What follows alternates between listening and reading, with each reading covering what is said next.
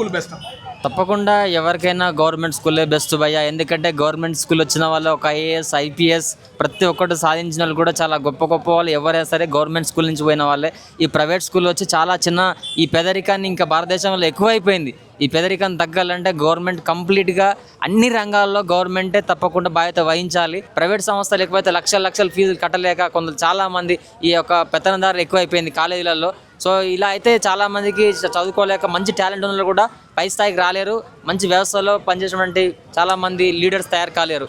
ఇలా ఉంటే చాలా కష్టమవుతుంది. మన ఇండియాలో ఉన్న గవర్నమెంట్ ఏ గవర్నమెంట్ అని అసలు పార్టీలు పక్కన పెట్టండి, పాలిటిక్స్ అనేది పక్కన, అది ఏ గవర్నమెంట్ అది బీజేపీ, కాంగ్రెసా, ఈ రకరకాల గవర్నమెంట్. బట్ ఇక్కడ మనకు పేదరికం పోవాలంటే, విద్య మంచి న్యాయంగా ఉండాలంటే, మంచి కంట్రీగా డెవలప్మెంట్ కావాలి, ఆర్థికంగా ప్రపంచంలో నెంబర్ 1 ఆర్థిక వ్యవస్థ కావాలంటే ప్రతి దాంట్లో ఉన్నటువంటి అవినీతిని పారదోలాలి. అలా పారదోలాలంటే ఎడ్యుకేషన్గా ప్రతి ఒక్కరు గవర్నమెంట్ నుంచే మనం తప్పకుండా అందరికీ ప్రోత్సాహం ఉండే విధంగా యువతకి, ప్రజలకి తప్పకుండా గవర్నమెంట్ తప్పకుండా అలా ప్రోత్సహిస్తే బాగుంటుంది. గవర్నమెంట్ స్కూల్ని ప్రోత్సహించాలి.